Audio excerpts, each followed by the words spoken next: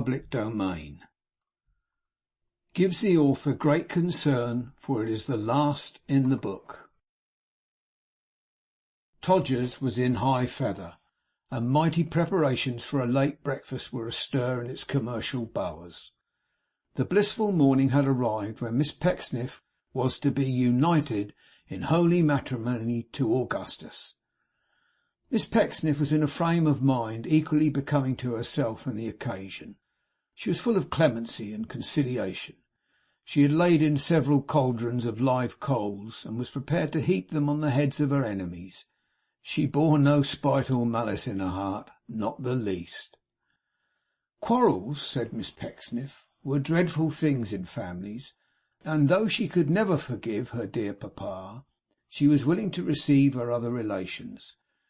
They had been separated, she observed, too long. It was enough to call down a judgment upon the family.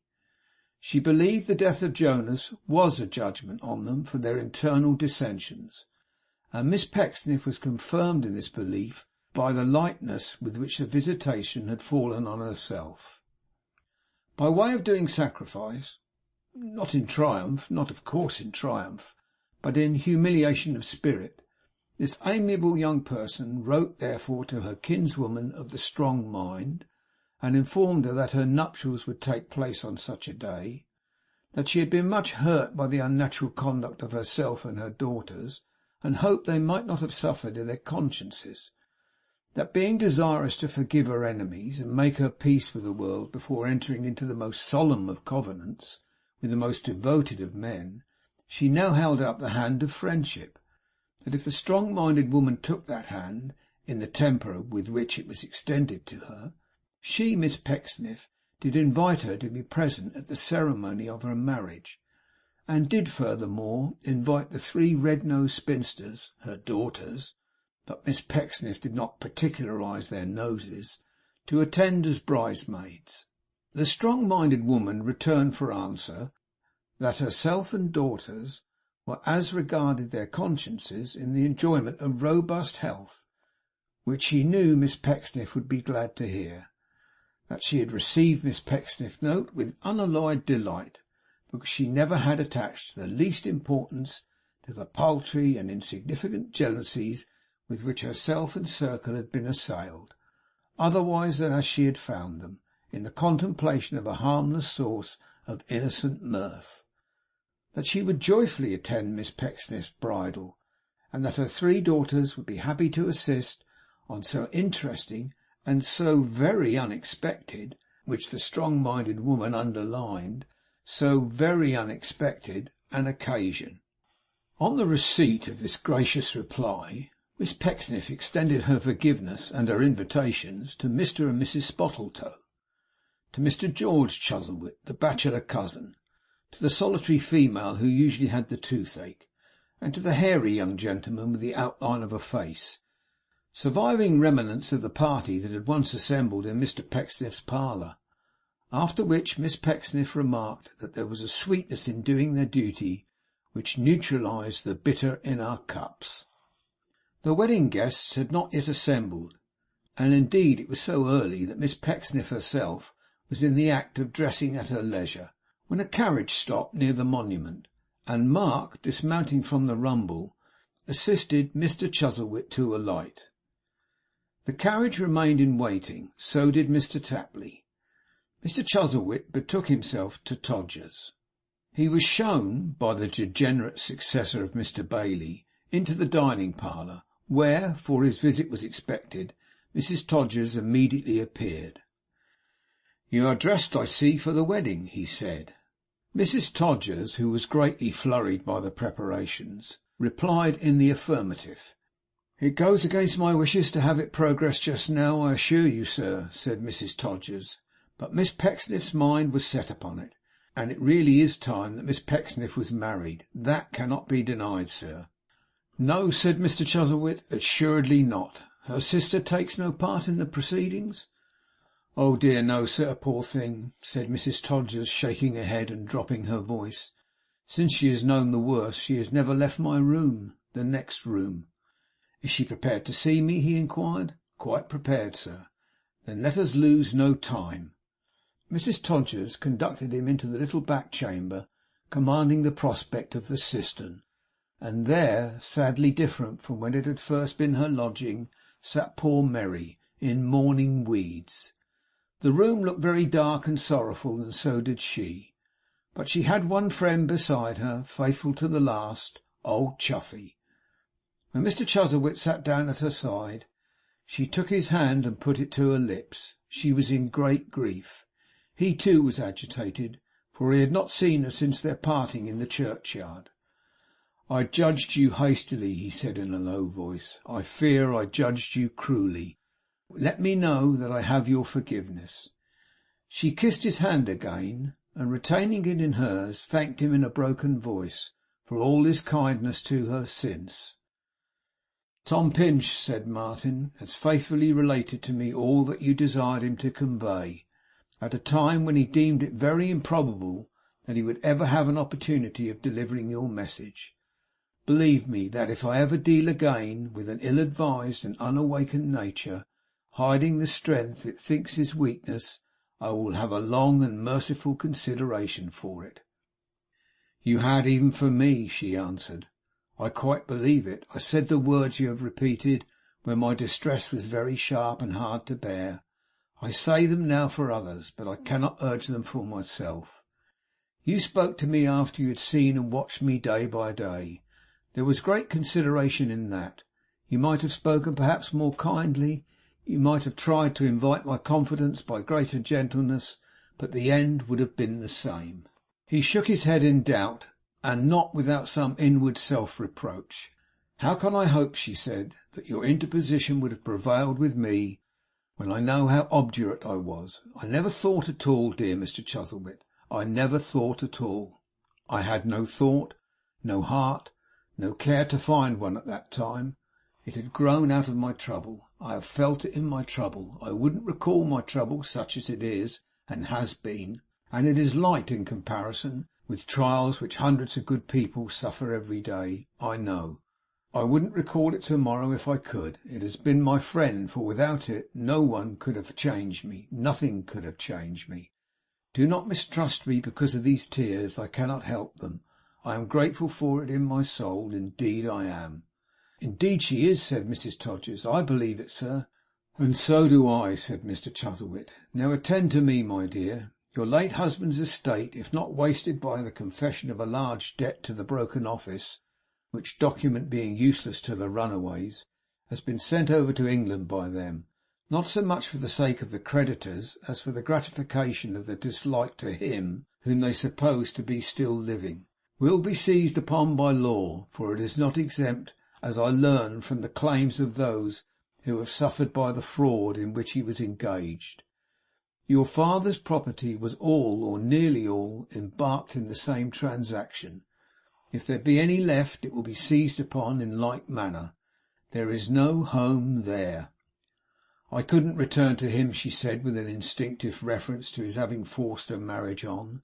"I could not return to him." "I know it," Mr. Chuzzlewit resumed, "and I am here because I know it. Come with me. From all who are about me you are certain, I have ascertained it, of a generous welcome. But until your health is re-established, and you are sufficiently composed to bear that welcome, you shall have your abode in any quiet retreat of your own choosing, near London, not so far removed but that this kind-hearted lady may still visit you as often as she pleases. You have suffered much, but you are young, and have a brighter and better future stretching out before you.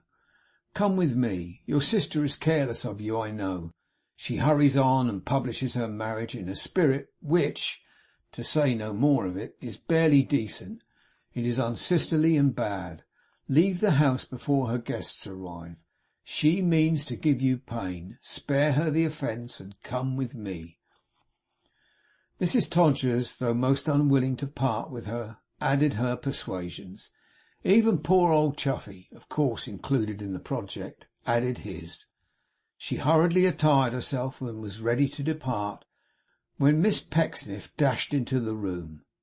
Miss Pecksniff dashed in so suddenly that she was placed in an embarrassing position, for though she had completed her bridal toilet as to her head, on which she wore a bridal bonnet with orange flowers, she had not completed it as to her skirts, which displayed no choicer decoration than a dimity bedgown. She had dashed, in fact, about half-way through to console her sister in her affliction with a sight of the aforesaid bonnet, and being quite unconscious of the presence of a visitor until she found Mr. Chuzzlewit standing face to face with her. Her surprise was an uncomfortable one. "So, young lady," said the old man, eyeing her with strong disfavour, "you are to be married to-day?" "Yes, sir," returned Miss Pecksniff, modestly. "I am. My dress is rather—" "Really, Mrs. Todgers—" "Your delicacy," said old Martin, "is troubled, I perceive. I am not surprised to find it so. You have chosen the period of your marriage unfortunately." "I beg your pardon, Mr. Chuzzlewit," retorted Cherry, very red and angry in the moment. "But if you have anything to say on that subject, I must beg you to refer it to Augustus. You will scarcely think it manly, I hope, to force an argument on me, when Augustus is at all times ready to discuss it with you. I have nothing to do with any deceptions that may have been practised on my parent," said Miss Pecksniff, pointedly, "and I wish to be on good terms with everybody at such a time. I should have been glad if you would have favoured us with your company at breakfast, but I will not ask you as it is, seeing that you have been prepossessed and set against me in another quarter. I hope I have my natural affections for another quarter, and my natural pity for another quarter, but I cannot always submit to be subservient to it, Mr. Chuzzlewit. That would be a little too much. I trust I have more respect for myself, as well as for the man who claims me as his bride. Your sister meeting, as I think, not as she says, for she has said nothing about it, with a little consideration from you, is going away with me," said Mr. Chuzzlewit. "I am very happy to find that she has some good fortune at last," returned Miss Pecksniff, tossing her head. "I congratulate her, I am sure. I am not surprised that this event should be painful to her. Painful to her, but I can't help that, Mr. Chuzzlewit. It's not my fault." "Come, Miss Pecksniff," said the old man, quietly, "I should like to see a better parting between you. I should like to see a better parting on your side in such circumstances. It would make me your friend. You may want a friend one day or other." "Every relation of life, Mr. Chuzzlewit, begging your pardon, and every friend in life," returned Miss Pecksniff with dignity, "is now bound up and cemented in Augustus. So long as Augustus is my own, I cannot want a friend. When you speak of friends, sir, I must beg once for all to refer you to Augustus. That is my impression of the religious ceremony in which I am so soon to take a part, at that altar to which Augustus will conduct me. I bear no malice at any time, much less in a moment of triumph towards anyone, much less towards my sister. On the contrary, I congratulate her. If you didn't hear me say so, I am not to blame. And as I owe it to Augustus to be punctual on an occasion when he may be naturally supposed to be impatient, really, Mrs. Todgers, I must beg your leave, sir, to retire." After these words the bridal bonnet disappeared with as much state as the dimity bedgown left in it. Old Martin gave his arm to the younger sister without speaking, and led her out. Mrs. Todgers, with her holiday garments fluttering in the wind, accompanied them to the carriage, clung round Mary's neck at parting, and ran back to her own dingy house, crying the whole way. She had a lean, lank body, Mrs. Todgers, but a well-conditioned soul within. Perhaps the Good Samaritan was lean and lank, and found it hard to live. Who knows? Mr. Chuzzlewit followed her so closely with his eyes that until she had shut her own door they did not encounter Mark Tapley's face. "Why, Mark," he said, as soon as he observed it, "what's the matter?" "The wonderfullest event, sir," returned Mark, pumping at his voice in a most laborious manner, and hardly able to articulate with all his efforts. "A coincidence as was never equalled. I'm blessed if there ain't two old neighbours of ourn, sir." "What neighbours?" cried old Martin, looking out of window. "Where?" "I was a walking up and down not 5 yards from this spot," said Mr. Tapley, breathless, "and they come upon me like their own ghosts, as I thought they was. It's the wonderfullest event that ever happened. Bring a feather, somebody, and knock me down with it."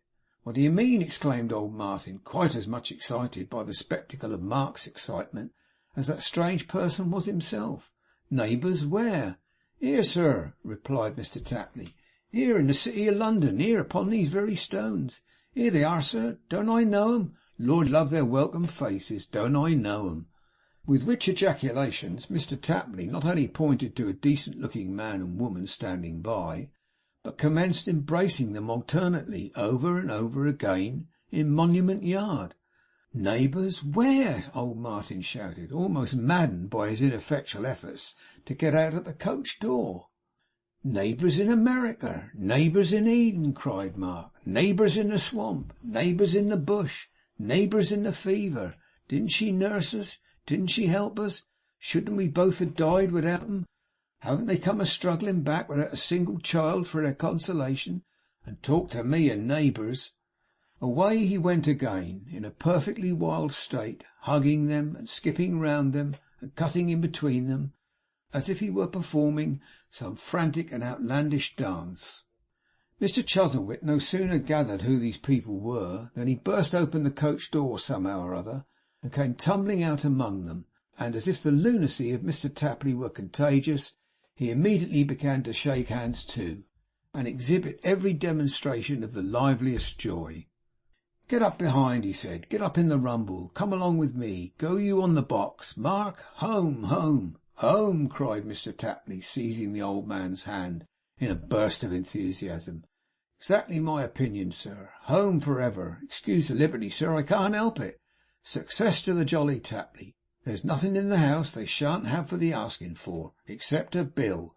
Home to be sure. Hurrah! Home they rolled accordingly, when he had got the old man in again, as fast as they could go, Mark abating nothing of his fervour by the way, by allowing it to vent itself as unrestrainedly as if he had been on Salisbury Plain. And now the wedding party began to assemble at Todgers's. Mr. Jinkins, the only boarder invited, was on the ground first. He wore a white favour in his buttonhole, and a brand new, extra super, double-milled, blue Saxony dress coat, well, that was the description on the bill, with a variety of tortuous embellishments about the pockets, invented by the artist to do honour to the day. The miserable Augustus no longer felt strongly even on the subject of Jinkins. He hadn't the strength of mind enough to do it. Let him come, he had said in answer to Miss Pecksniff when she urged the point. Let him come. He has ever been my rock ahead through life. 'Tis meet he should be there. Ha ha! Oh yes, let Jinkins come. Jinkins had come with all the pleasure in life, and there he was. For some few minutes he had no companion but the breakfast, which was set forth in the drawing-room with unusual taste and ceremony. But Mrs. Todgers soon joined him, and the bachelor cousin, the hairy young gentleman, and Mr. and Mrs. Spottletoe arrived in quick succession. Mr. Spottletoe honoured Jinkins with an encouraging bow. Glad to know you, sir, he said. Give you joy. Under the impression that Jinkins was the happy man. Mr. Jinkins explained he was merely doing the honours for his friend Moodle, who had ceased to reside in the house and had not yet arrived. Not arrived, sir? Exclaimed Spottletoe in a great heat. Not yet, said Mr. Jinkins. Upon my soul, cried Spottletoe. Upon my life and honour, this young man begins well. But I should very much like to know how is it that every one who comes into contact with his family is guilty of some gross insult to it. Death, not arrived yet, not here to receive us. The nephew, with the outline of a countenance, suggested that perhaps he had ordered a new pair of boots and they hadn't come home. Don't talk to me of boots, sir, retorted Spottletoe with immense indignation. He's bound to come here in his slippers, then. He's bound to come here barefoot. Don't offer such a wretched and evasive plea to me on behalf of your friend as boots, sir. He is not my friend, said the nephew. I never saw him. Very well, sir, returned the fiery Spottletoe. Then don't talk to me. The door was thrown open at this juncture, and Miss Pecksniff entered, tottering, and supported by her three bridesmaids. The strong-minded woman brought up the rear, having waited outside until now, for the purpose of spoiling the effect.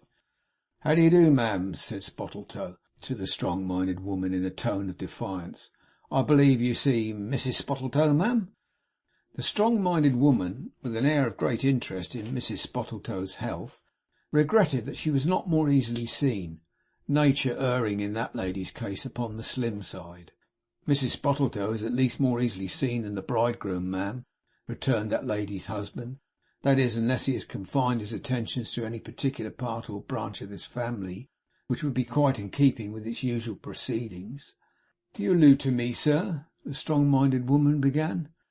Pray, interposed Miss Pecksniff, do not allow Augustus at this awful moment of his life and mine be the means of disturbing that harmony which is ever Augustus's and my wish to maintain. Augustus has not been introduced to any of my relations now present. He preferred not. Why then, I venture to assert, cried Mr. Spottletoe, that a man who aspires to join this family and prefers not to be introduced to its members is an impertinent puppy. That's my opinion of him. The strong-minded woman remarked with great suavity that she was afraid he must be. Her three daughters observed aloud that it was shameful. You do not know Augustus, said Miss Pecksniff tearfully. Indeed you do not know him. Augustus is all mildness and humility. Wait till you see Augustus, and I am sure he will conciliate your affections.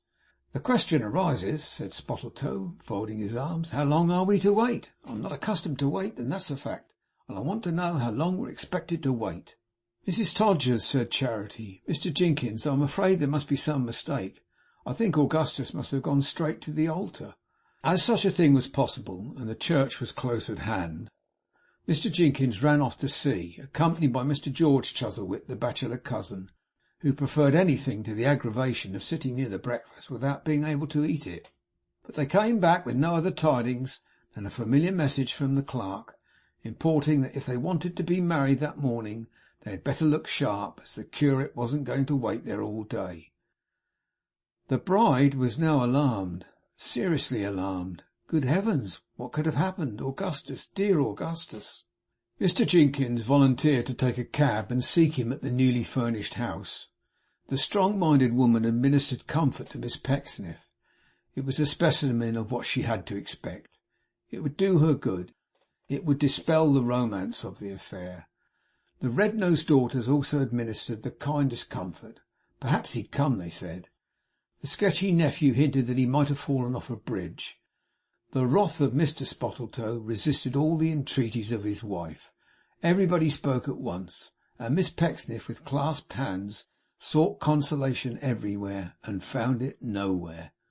When Jinkins, having met the postman at the door, came back with a letter which he put into her hand, Miss Pecksniff opened it, uttering a piercing shriek, threw it down upon the ground, and fainted away. They picked it up, and crowding round, looking over one another's shoulders, read in the words and dashes following this communication: Off Gravesend, Clipper Schooner, Cupid, Wednesday night. Ever injured Miss Pecksniff. Ere this reaches you, the undersigned will be, if not a corpse, on the way to Van Diemen's Land. Send not in pursuit. I will never be taken alive. The burden, 300 tons per register, forgive if in my distraction I allude to the ship, on my mind has been truly dreadful. Frequently, when you have sought to soothe my brow with kisses, has self-destruction flashed across me. Frequently, incredible as it may seem, I have abandoned the idea. I love another. She is another's. Everything appears to be somebody else's. Nothing in the world is mine, not even my situation, which I have forfeited by my rash conduct in running away. If you ever loved me, hear my last appeal, the last appeal of a miserable and blighted exile. Forward the enclosed key, it is the key of my desk, to the office, by hand. Please address to Bobbs and Cholbury, I mean to Chobbs and Bolbury, but my mind is totally unhinged. I left a penknife with a buckhorn handle in your workbox. It will repay the messenger. May it make him happier than it ever did me. Oh, Miss Pecksniff, why didn't you leave me alone? Was it not cruel, cruel? Oh, my goodness, have you not been a witness of my feelings? Have you not seen them flowing from my eyes? Did you not yourself reproach me with weeping more than usual on that dreadful night when we last met, in that house where I once was peaceful, though blighted, in the society of Mrs. Todgers? But it was written in the Talmud that you should involve yourself in the inscrutable and gloomy fate which it is my mission to accomplish, and which wreathes itself e'en now about in temples. I will not reproach, for I have wronged you. May the furniture make some amends. Farewell. Be the proud bride of a ducal coronet, and forget me. Long may it be before you know the anguish with which I now subscribe myself amid the tempestuous howlings of the sailors. Unalterably, never yours, Augustus. They thought as little of Miss Pecksniff while they greedily perused this letter, as if she were the very last person on earth whom it concerned. But Miss Pecksniff really had fainted away. The bitterness of her mortification, the bitterness of having summoned witnesses, and such witnesses, to behold it, the bitterness of knowing that the strong-minded woman with the red-nosed daughters towered triumphant in this hour of their anticipated overthrow, was too much to be borne.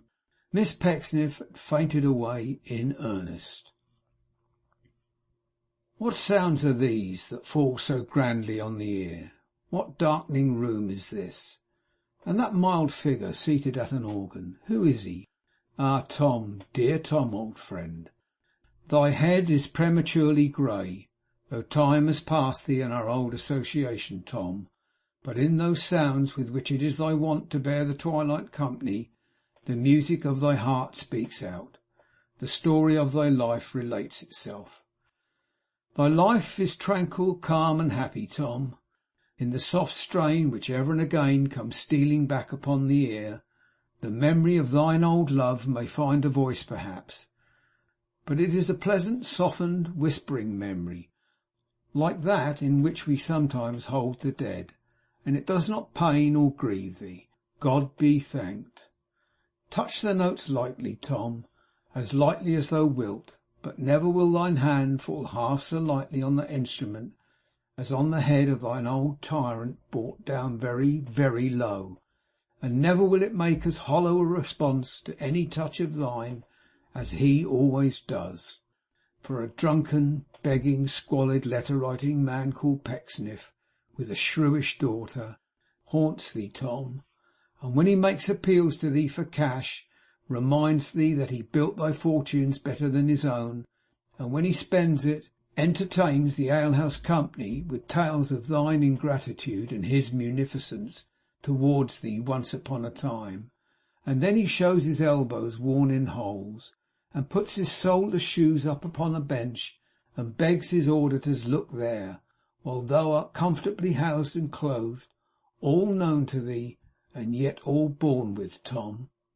So with a smile upon thy face thou passest gently to another measure, to a quicker and more joyful one, and little feet are used to dance about thee at the sound, and bright young eyes glance up into thine. And there is one slight creature, Tom, her child, not Ruth's, whom thine eyes follow in the romp and dance, who, wondering sometimes to see thee look so thoughtful, runs to climb up upon thy knee and put her cheek to thine, who loves thee, Tom, above all the rest, if that can be, and falling sick once, choose thee for her nurse, and never knew impatience, Tom, when thou wert by her side. Thou glidest now into a graver air, an air devoted to old friends and bygone times, and in thy lingering touch upon the keys, and the rich swelling of the mellow harmony, they rise before thee. The spirit of that old man, dead, who delighted to anticipate thy wants, and never ceased to honour thee, is there among the rest, repeating with a face composed and calm the words he said to thee upon his bed, and blessing thee. And coming in from a garden, Tom, bestrewn with flowers by children's hands, thy sister, little Ruth, as light of foot and heart as in old days, sits down beside thee. From the present and the past, with which she is so tenderly entwined in all thy thoughts, thy strain soars onward to the future, as it resounds within thee and without. The noble music, rolling round ye both, shuts out the grosser prospect of an earthly parting, and uplifts ye both to heaven. End of chapter 54.